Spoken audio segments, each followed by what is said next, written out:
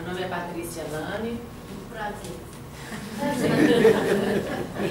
Obrigado. E na noite das partes. E agora eu fiquei com uma responsabilidade enorme para manter o nível, né, da palestra que foi apresentada aqui. Todo mundo quer bola, né, Patrícia?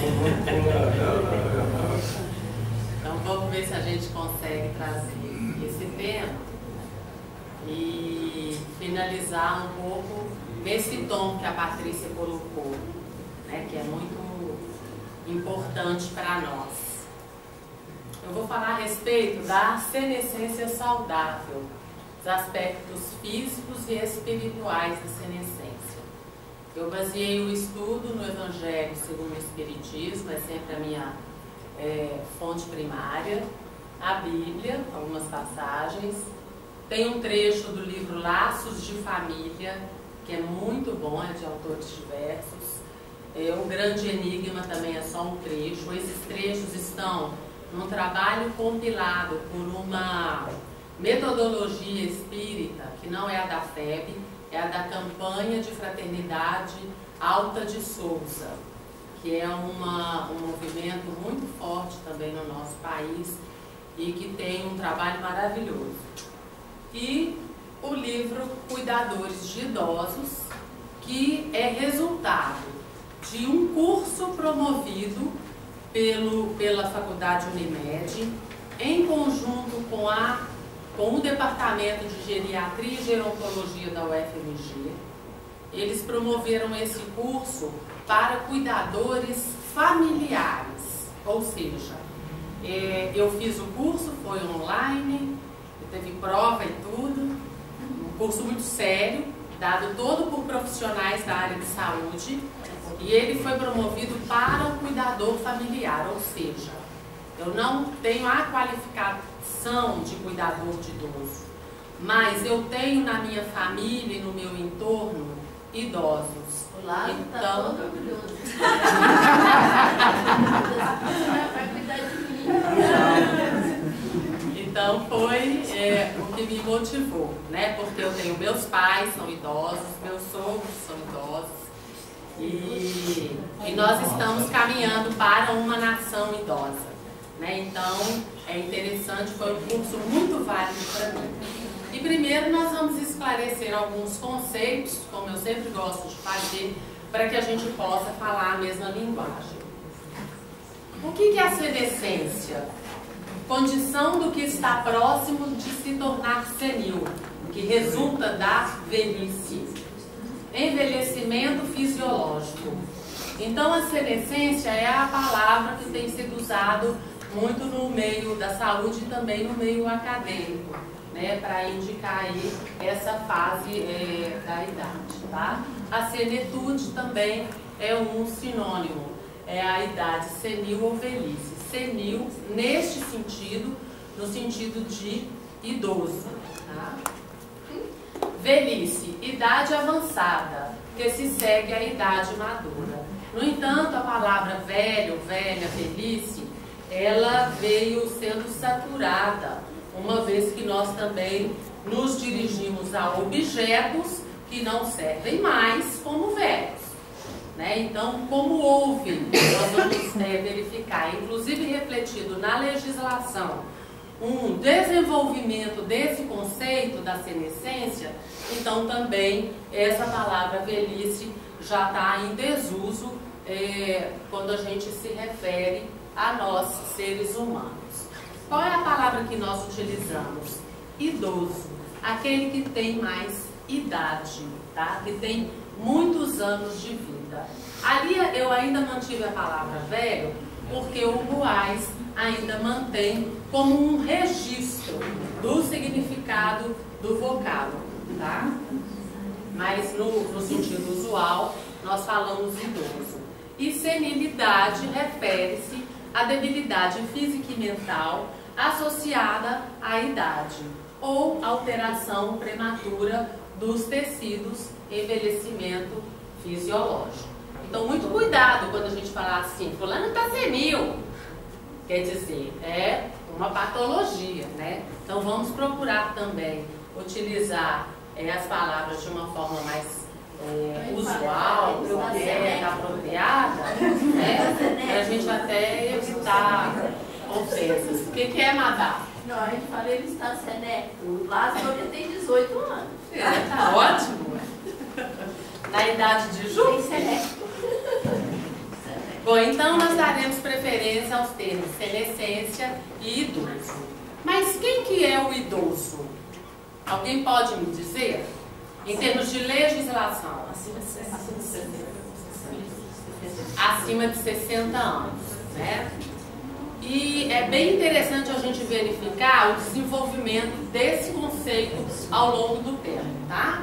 A Constituição de 88, né, a nossa última, ela confere gratuidade no transporte coletivo urbano aos 65 anos de idade, mas ela não define quem é um idoso.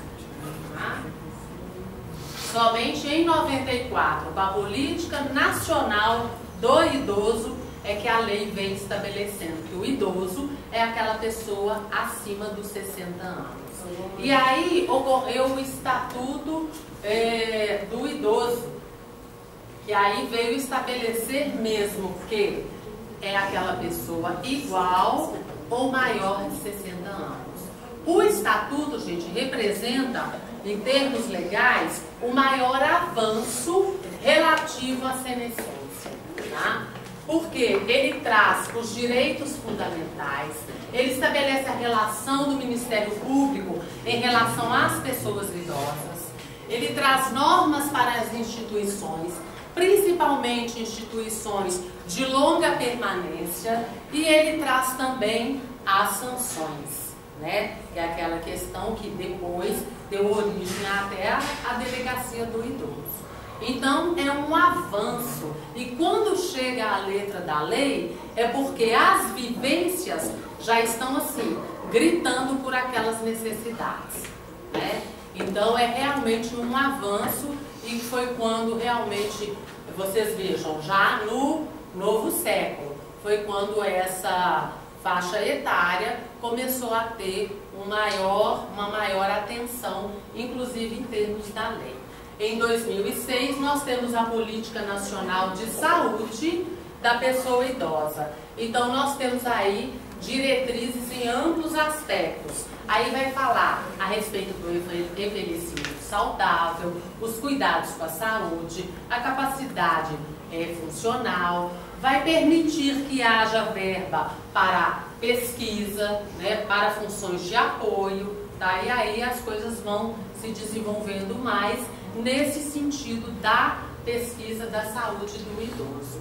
E no mesmo ano, a Lei 11.433 estabelece dia 1º de outubro como Dia Nacional do Idoso. Segunda-feira, né? Meu estudo seria semana que vem, mas eu achei até apropriado adiantar, né? Por quê? Porque nós entraremos no final de semana, e principalmente na segunda-feira, mais cônscios do idoso, né? Então vai permitir que a gente possa até ter aí algumas atitudes, né, mais conscientes, mais carinhosas em relação aos idosos. Muito bem. Nós percebemos que a diferença entre a juventude e a senescência, ela se dá através da qualidade da força física, dos arranjos mentais, a capacidade mental, às vezes, de acompanharmos o raciocínio mais rápido ou de forma mais lenta, a velocidade no fazer, no realizar as coisas. Por que é que vocês acham que ocorre essa diferença?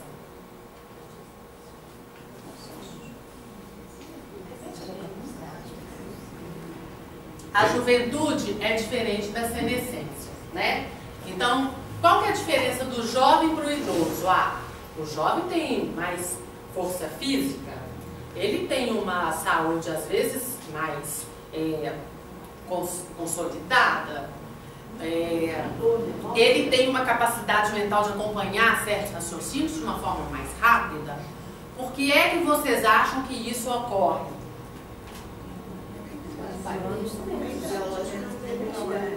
O envelhecimento fisiológico natural do indivíduo. Aos neurônios.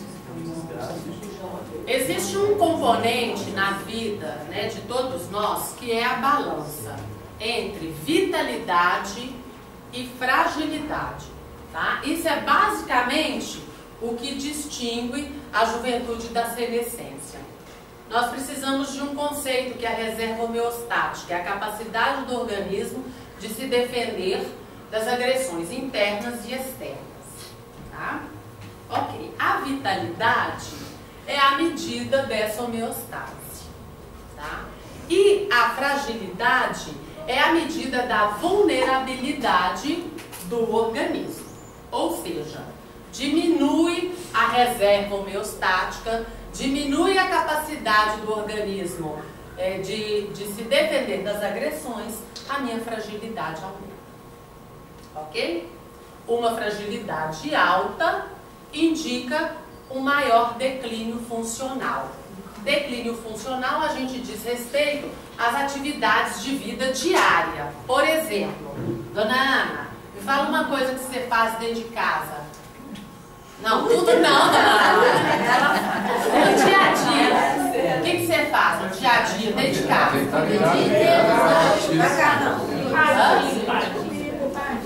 Faz comida, limpa a casa. Limpa a casa. Fica no zap, fica no computador. Era diferente. Lázaro, fala alguma coisa que você faz assim, diariamente. Hein? Arruma cozinha todo dia. Arruma, gente, sou testemunha. Arruma cozinha. Você vai ao banco? De vez em quando? Vou, de vez em quando. Resolve suas coisas lá? Sim. Deposita dinheiro pra Nora? Ele faz mesmo. Então, gente, atividades de vida diária são essas atividades que a pessoa faz de uma forma corrente, rotineira, né? Usual, tá? E também, nessas atividades estão incluídos 2 movimentos. A pessoa deve ser autônoma, ou seja, tomar as próprias decisões. A dona Ana, hoje eu vou fazer couve, não vou fazer abóbora. Ela decide. Independência. Lázaro vai ao banco sozinho e retorna para casa. Então, independência de locomoção, tá? Na medida em que a minha fragilidade aumenta, pode ser que o meu declínio, muito provavelmente, eu tenho como resultado uma diminuição do meu declínio funcional. Então, essas atividades diárias também vão sendo prejudicadas. A partir de que idade vocês acham que inicia a diminuição ali da minha vitalidade? Não depende não, gente. 40, o que mais? 30. Eu acho que depende se você gasta uma vez só, uma conta, aí você vai deixando. O resto faz a vida com o restinho, né? É verdade. Se na juventude eu me lanço, né, a determinadas situações, eu dou cabo da minha vitalidade, naturalmente a minha fragilidade virá mais rápido. Mas em um ambiente normal, as pessoas a partir dos 30 anos já iniciam nessa queda da vitalidade.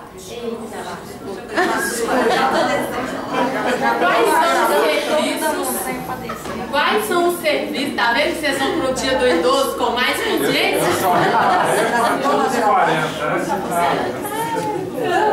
Quais são os serviços que nós temos em relação ao idoso? Isso eu vou passar bem rapidinho, tá?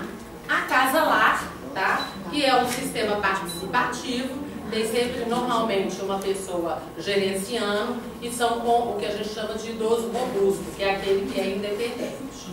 A República de Idosos é um sistema de autogestão. Eu vejo várias pessoas aqui que serão capazes de gerir uma república de idosos, né, madame? Chamar uns amigos e montar uma república. Muito bom. Centro de convivência. É aquele centro que o idoso vai, passa o dia, tem jogos, tem atividades, tá? então ele vai mais por uma questão de socialização, tá? Centro-dia fica aquele idoso que não pode ficar sozinho dentro de casa, mas, por exemplo, todo mundo dentro de casa trabalha, então ele vai para o centro-dia, ele tem uma equipe multidisciplinar que vai cuidar dele ali, no final do dia ele volta para casa. Instituição de longa permanência para idosos, é o que antigamente a gente chamava de asilo, é a pessoa que fica ali de forma permanente. Tá? Muitas vezes também já o idoso que não tem condições, que já está num nível de fragilidade alto. Esse centro-dia tem do município? Público? Eu acredito que sim, tá? Essa pesquisa eu não fiz não, mas eu acredito Eu acredito que não. Você acredita que não? Acredito. Olha, o atendimento domiciliar, eu posso afirmar que existe. E é o quê? O idoso deve estar em casa, cuidado por alguém ou pela família, mas precisa de um cuidado médico rotineiro. Então, a equipe do posto de saúde vai lá e vai cuidar da saúde dele. Mas o centro-dia que você perguntou, né? Eu não sei. O de convivência também existe. O de convivência também. Igual a escola infantil. Onde é que está, gente, a oportunidade para nós que nos dizemos cristãos? Onde está a oportunidade de trabalho? Aqui. Qual lugar? Em todos. Em todos os lugares. Né? Em todos os lugares aqui nós temos um vasto campo de trabalho. E aí a gente lembra do estudo da Paty, né? Que o mentor lá diz, né, que nós precisamos de trabalhadores, né? Trabalhadores fiéis, trabalhadores sérios, né? E em todas as frentes. Né? E em todas as frentes. E aí vem a mala. A mala é o seguinte: esse ano eu fiz 50 anos e uma amiga muito querida me falou assim: Patrícia, agora você vai começar a fazer sua mala. E eu compreendi perfeitamente. E adorei que ela tivesse me dado essa sugestão, né, essa reflexão. Por quê? Aos 50 anos, como eu comecei a trabalhar cedo, aos 50 anos eu já amealhei tudo aquilo que é básico na minha vida. Então eu tenho um teto, eu tenho um luxo que é um carro, quando eu preciso me locomover para distâncias maiores. A minha filha já está terminando o 2º grau, então o que é básico eu já provi, agora ela vai tomar o rumo dela, fazer as escolhas, né? Então, o que eu tinha para me manter, de certa forma, neste ambiente físico, eu já fiz. Então agora eu preciso pensar na minha mala. O que é que eu vou levar? Porque desenvolvendo a consciência que nós desenvolvemos aqui, de que eu sou espírito, então eu vou me preparar para retornar ao plano espiritual. E quero pensar no que é que vou levar na minha mala. Quais são os valores, as experiências, as vivências que eu vou levar nessa mala. Tá? Porque embora eu ainda exerça de forma incipiente essa questão da consciência, essa perspectiva de que eu sou um espírito me traz então essa reflexão. O que eu estou colocando na minha mala? O que eu posso colocar? O que eu preciso modificar? E aí, o meu olhar da minha vida também se modificou. Porque agora, uma situação de doença, eu consigo ver circunscrita ao que ela é. Eu sei que ela é passageira, eu sei que ela é importante para aqueles que a vivenciam de uma forma mais forte, mas que ela também tem um limite. Ela está ali circunscrita por alguns fatores. Eu vejo as relações da família também na perspectiva do espírito. A vida inteira eu fiquei de ingresia com aquela pessoa da família. Vou tentar olhá-la de uma forma diferente, com a perspectiva de que ela merece tudo de bom, assim como eu também. Então o meu olhar vai se modificando dentro dessa perspectiva, né? Avalie o desemprego que eu sofri recentemente, por mais de 2 anos, como um motivo de pesquisa interior sobre as possibilidades que eu, com certeza, vivenciei por escolhas que fiz. Então, eu reflito a respeito das relações de poder que eu vivenciei na minha vida profissional até aquele momento e agora que dou continuidade. Eu reflito a respeito das relações de colega de trabalho. Eu reflito a respeito daquilo que eu poderia ter feito e não fiz, consciente. Então, vocês estão percebendo como que a perspectiva vai mudando? Porque o meu olhar, ele se estende, ele adentra no plano espiritual, na minha vida, que eu vou dar continuidade. E aí as coisas que são mais terrenas, como, por exemplo, uma situação passageira, que é da eleição que você trouxe, eu consigo vivenciar e experienciar, sabendo que aquilo ali tem um término. Que algumas pessoas, eu percebo, estão tão envolvidas na situação que chega a interferir nas relações pessoais, como você colocou. Mas eu consigo perceber que aquilo ali daqui a 2 semanas já vai mudar. Até o discurso vai mudar, porque estaremos vivendo uma outra relação. A minha preocupação agora é rezar para que Deus dê a quem quer que seja escolhido condições de olhar para a nação como o seu tutelado. Porque quando essa pessoa chegar ao plano espiritual, para onde eu estou me preparando para voltar, ela vai ter que dar conta daquilo que ela fez, como eu também. Então eu olho para as minhas ações na perspectiva da mágoa.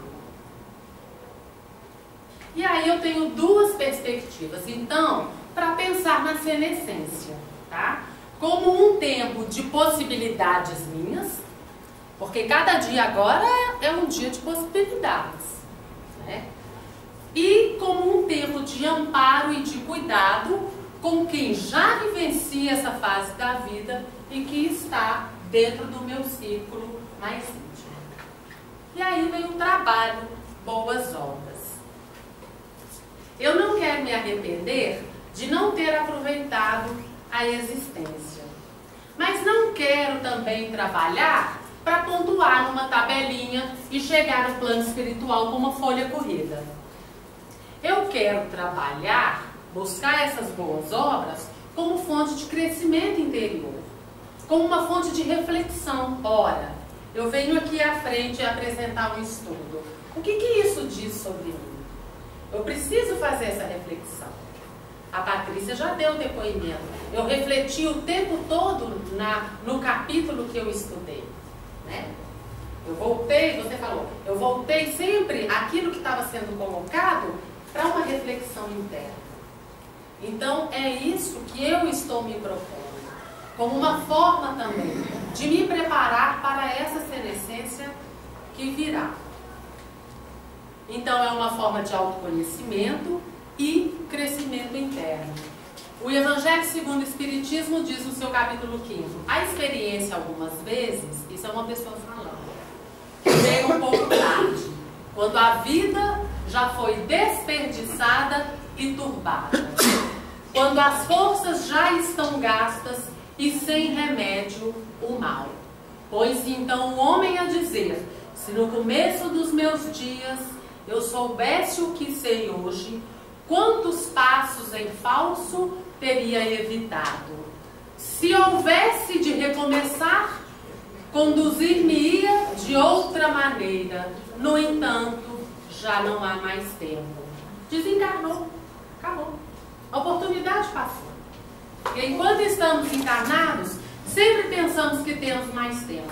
E de repente, ele se acaba sem nenhum aviso prévio.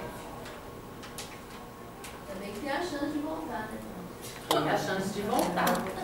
Mas, eu vou falar, vou ler uma fala aqui de André Luiz e vou te falar a respeito dessa chance de voltar. O André Luiz, às vésperas de reencarnar, na trilogia que começa com a Terra, Futuro Espiritual da Terra, que eu mencionei no estudo muçulmano, depois Checkmate com as Sombras e agora o Desafio.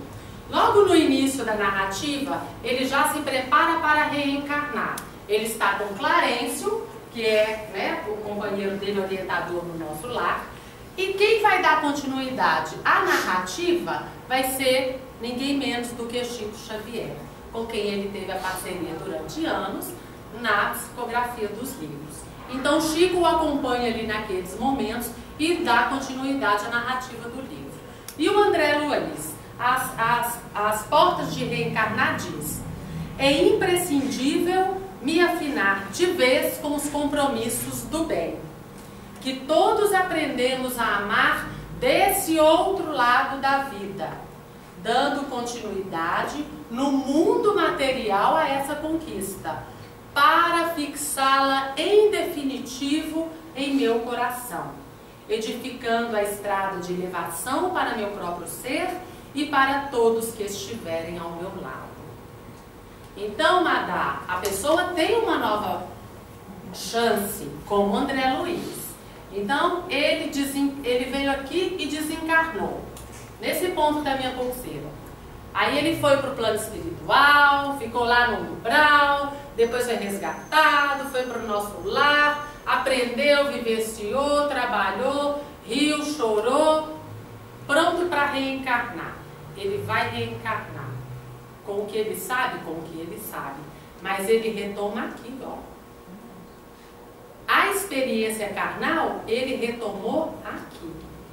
E aí ele vai continuar agora nessa nova reencarnação. É claro que ele vem com a base do que ele vivenciou no plano espiritual, mas ele vai fixar aquilo que ele aprendeu aqui na Terra. É por isso que eu faço um esforço enorme para aprender as minhas lições. Porque quando eu reencarnar, eu já as terei fixado, aqueles valores, as virtudes, no meu coração.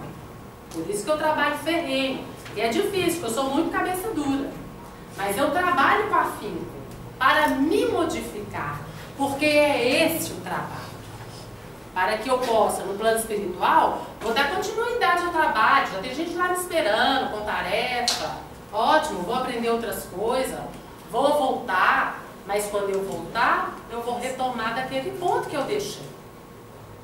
Para poder fixar aqui, enquanto encarnado, aqueles valores. Por isso que é preciso aproveitar para chegar lá e não falar assim, ih, tempo acabou.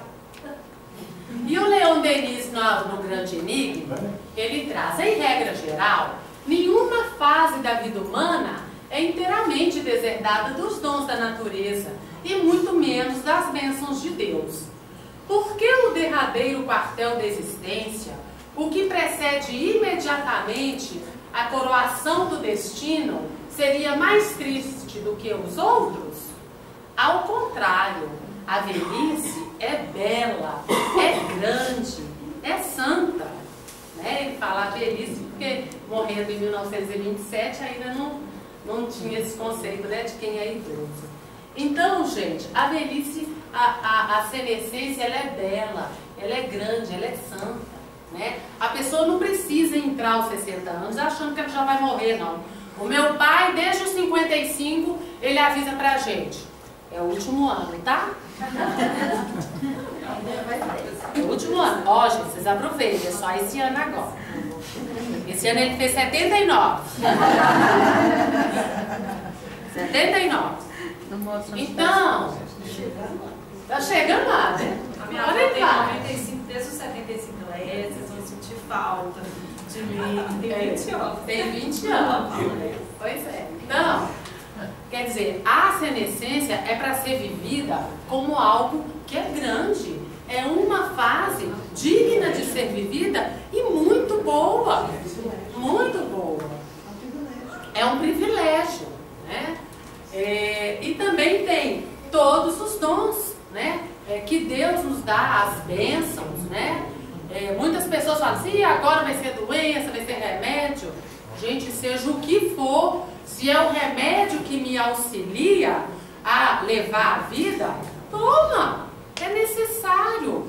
Se você não gosta de tomar aquele remédio, procure outros meios, procure homeopatia, procure alternativas, né? Mas seja feliz vivenciando e esperando essa fase da vida, porque é uma fase rica. Ontem eu fui no meu oftalmo, né? Os graus vão aumentando, né? Adiantando. Aí eu falei, não, doutor, agora eu tô ladeira abaixo, né? Ele fez um comentário tão interessante, ele falou assim, não, na verdade você está ladeira acima, porque ladeira abaixo é a morte, né? Então, assim, se você está envelhecendo e você precisa de um óculos para te ajudar, que é isso que você está falando, qual é o problema, né? Assim, se tem um remédio, se tem alguma coisa que possa, né, te ajudar a viver com mais qualidade, na verdade, você só não vai viver isso se você partir antes, né? Exatamente.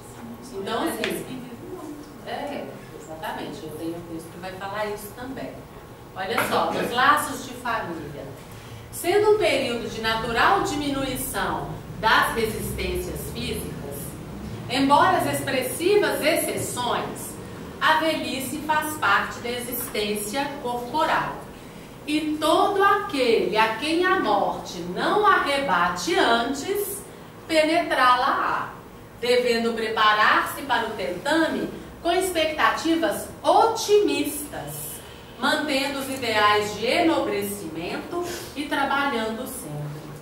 Então é isso que a Malu acabou de falar, né? Quer dizer, quem não morrer cedo pode esperar que vai chegar lá, né? Que é isso que está falando aqui, ó. Todo aquele a quem a morte não arrebate antes, penetrá-la-á, vai entrar nessa fase da vida. Então vamos pensar nisso, né? Como algo que vai vir, que virá, né? E como é que eu vou vivenciar isso?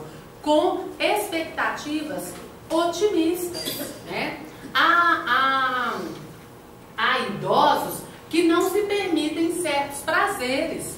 Acha que chegou naquela fase da senescência, que ainda tem que continuar se matando, às vezes por causa da família, por causa do filho, às vezes a necessidade, ela pede que isso seja feito, mas às vezes é a própria pessoa que se dá aquele trabalho, né? Então, vamos vivenciar as expectativas otimistas. Tem tanta coisa, ainda mais depois que a legislação avançou, os estudos avançaram, existem tantos programas que a própria prefeitura oferece como oportunidades de lazer, da pessoa fruir aquilo ali. Às vezes é um cinema, é uma oportunidade de ir na praça, ver alguma programação, é dança, é exercício na praça, são várias coisas. Então não vamos ser aquele idoso que fica dentro de casa reclamando que ninguém liga para ele, que ninguém vai visitar. Não, vamos sair para a rua. Paty, é interessante você falar também, nessa abordagem sua, que envelhecer com qualidade, porque você pensa que minha mãe fez 65 esse ano. Se ela for viver até a idade da minha avó, são mais 20 anos. Minha avó já está com 85. Então são 20 anos, né? É muito coisa. Tudo bem que ela já viveu 65, mas são mais 20 anos, mais 30 anos.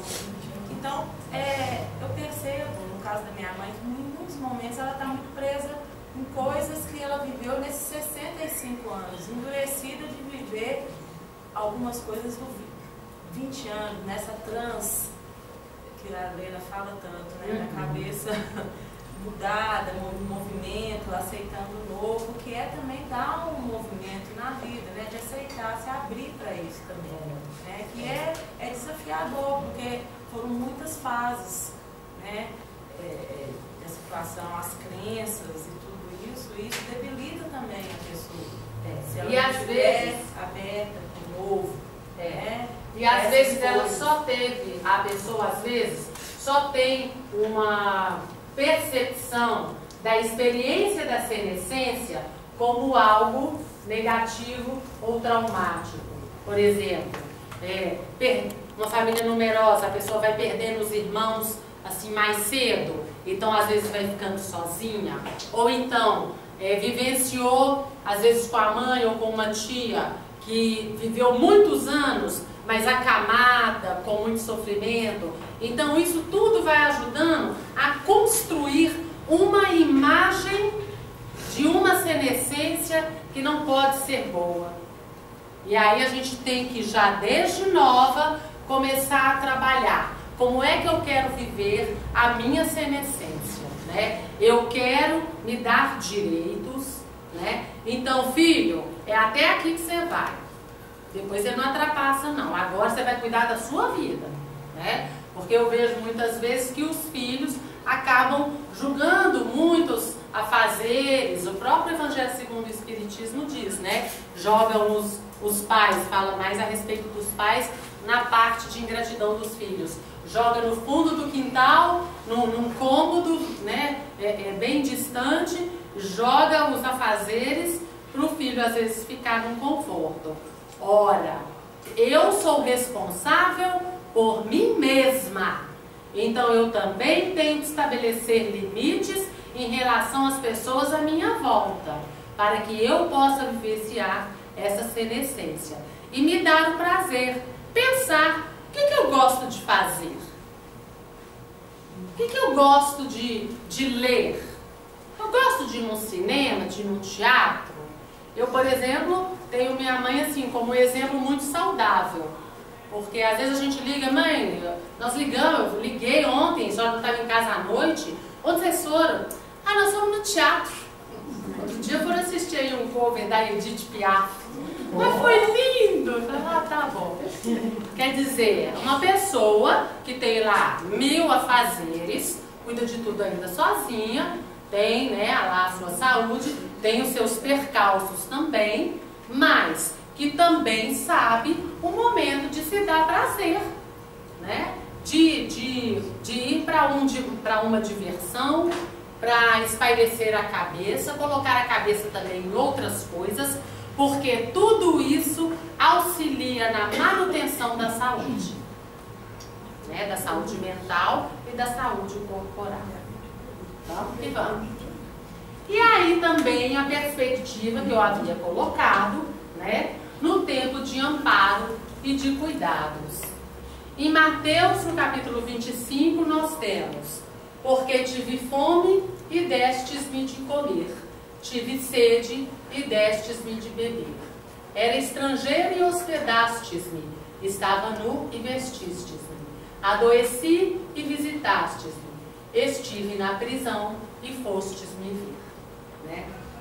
Então nós temos, mesmo sendo idosos, né, um campo enorme de trabalho para com as pessoas que são idosas, mesmo fora da nossa família, né? Tem dentro da nossa família, né? Porque às vezes a gente tem um tiozinho lá que a gente nunca vai visitar, então vamos lembrar desse tiozinho, principalmente nesse final de semana, na véspera do dia do idoso, né?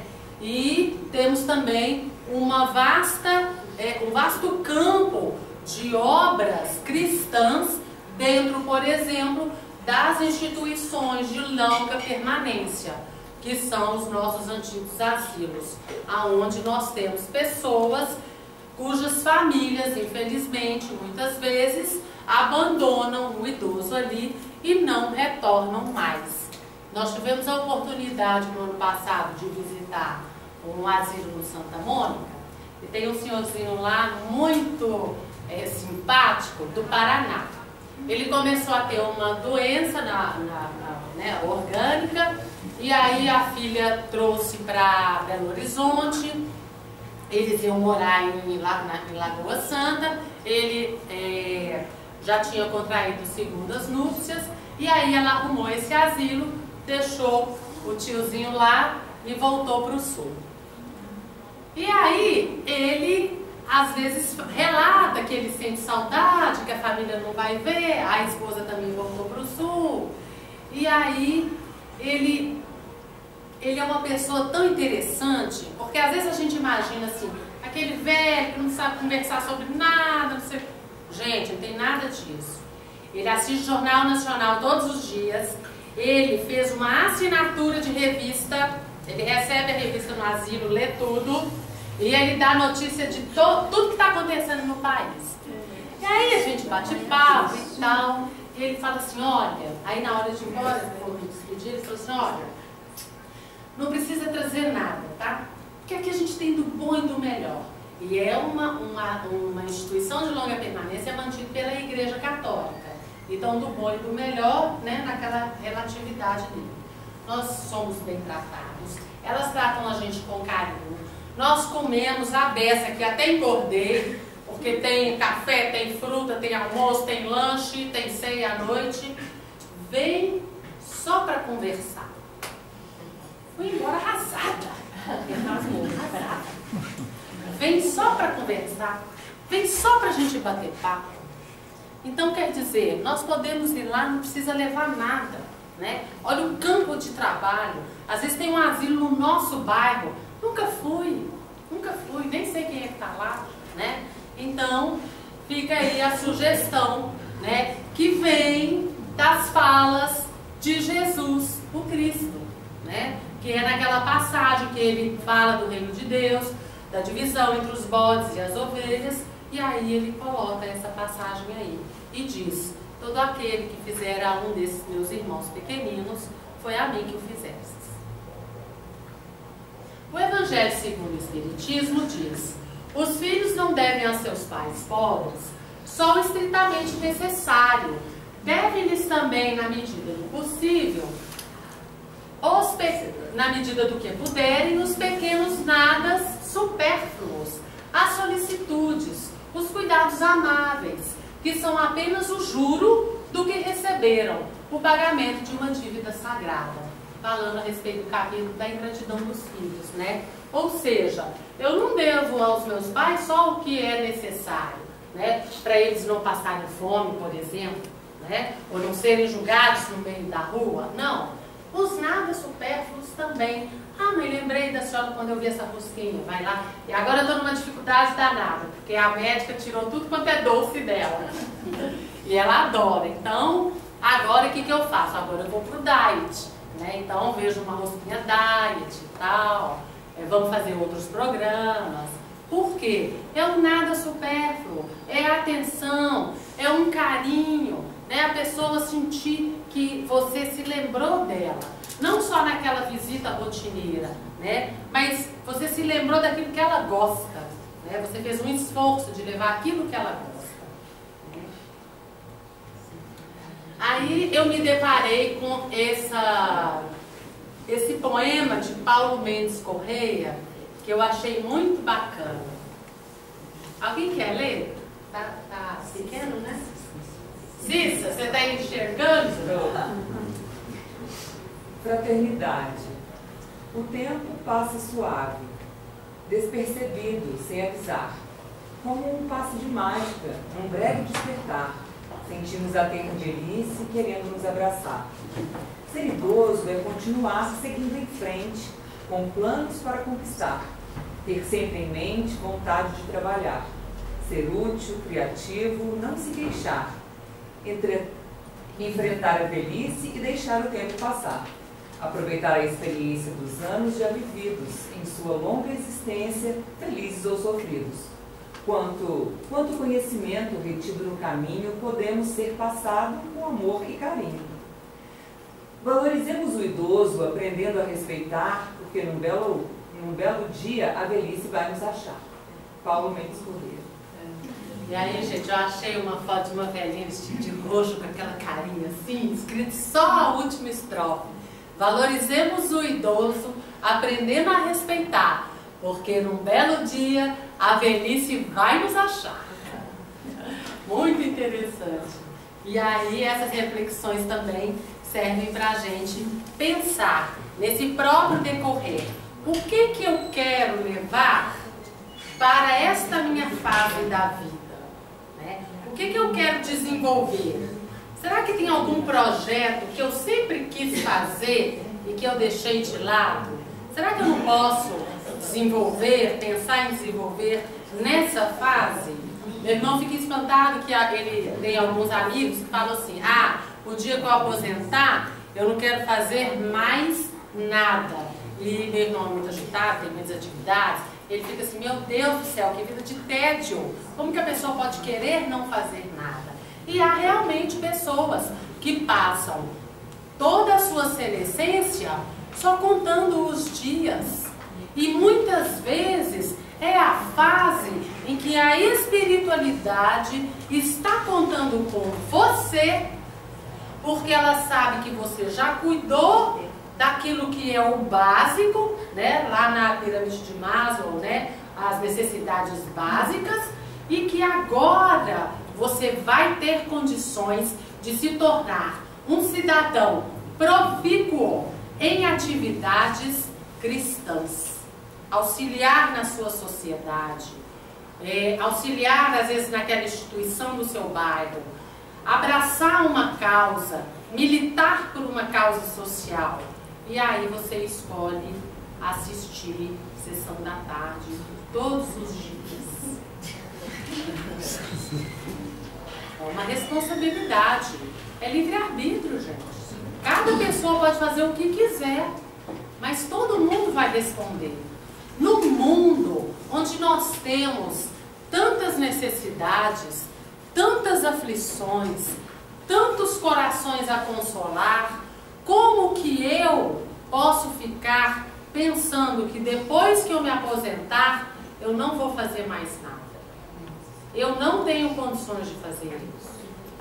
Porque eu quero trabalhar. É o trabalho das boas obras. E aí eu trouxe, para finalizar, de certa forma, os pacificadores. Essa é uma amostra que está ali no Minas Casa, na Avenida Cristiano Machado. E vem trazendo o exemplo dessas pessoas, né, que são pessoas nossas contemporâneas, né, a não ser o Albert Schweitzer que eu vou falar, e que vem nos trazer um legado de como se pode trabalhar até o momento de você pegar a sua malinha e ir para o plano espiritual, rever seus amigos. Então nós temos aqui o mais novo aqui. O mais novo aqui, né, é o Martin Luther King. Mais novo porque ele foi assassinado, né? Acho que todo mundo conhece um pouco da história dele. Ele foi assassinado, viveu 39 anos. Foi um grande ativista, né, nos Estados Unidos em relação ao racismo, né, que ocorria muito na época em que ele viveu, e também praticando a não violência, né? Aqui nós temos Mandela, o Nelson Mandela, que também atuou naquela fase da independência da África do Sul, morreu aos 95 anos trabalhando, né? Madre Teresa de Calcutá desencarnou aos 87 anos. E essa aí, coitada, ela trabalhou, viu? Essa mulherzinha não parou. Olha, não é? Ela trabalhou demais, né? Francisco Cândido Xavier, né, que é mais nosso conhecido aqui, desencarnou aos 92 anos, também trabalhando, né? Teve inclusive uma moratória, né, para permanecer ainda mais alguns anos aqui no plano espiritual. Já poderia ter retornado mais cedo, mas preferiu continuar aqui dando-nos o exemplo. Esse aqui, ó, ele é Albert Schweitzer. Ele nasceu em 1875, no século XIX, portanto, e faleceu aos 90 anos, em 65. Fez uma grande obra na África, trabalhou como médico. Vocês imaginam, no primeiro quarto na primeira metade do século XX, né, como eram difíceis, mais difíceis do que